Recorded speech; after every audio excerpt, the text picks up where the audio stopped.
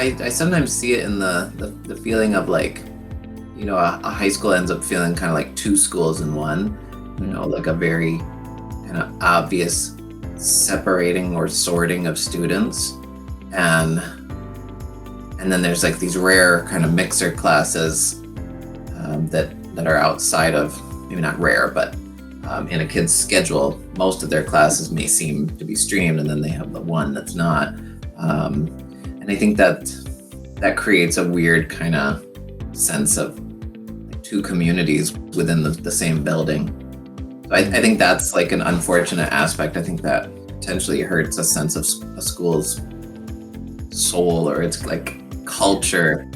I mean, there's obviously opportunities lost in terms of, depending on which stream you go into, what your options are at the end. I mean, the evidence clearly says that students, students who are going into applied math and English have a much less chance of graduating. In a lot of ways, that's how we were also taught mathematics, and we survived that system. And I use the word survival in a very deliberate way, because when you think about it, it's like, okay, well, there's a lot of trauma that's embedded within mathematics. There's a lot of violence embedded within mathematics.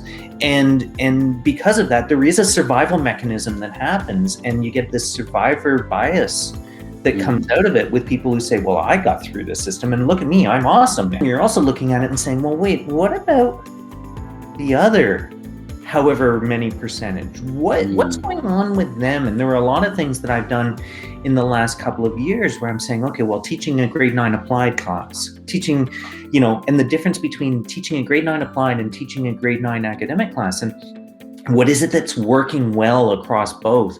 How is a traditional Socratic method failing? Can we tackle the forgetting curve, right? Can we reinforce learning so that students don't have a cram for a test and then dump the knowledge?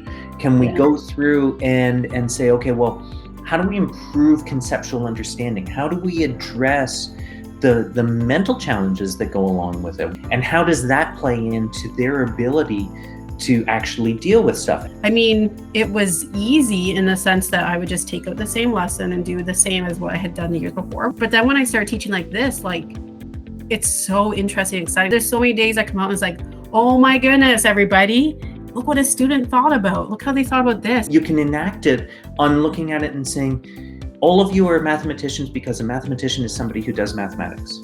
I think about people's math identity. Everybody has a math identity, how they think about math, what their experiences were, how they relate to math, anxiety, no anxiety, excitement. We all have some kind of math identity. And I think when you're looking at high school students, I mean, they're so young. They're still young, even though they're in big bodies. And so that math identity is very mixed in there. And so it can really have an effect on who they are, how they feel about themselves, their belief in themselves and what they can do.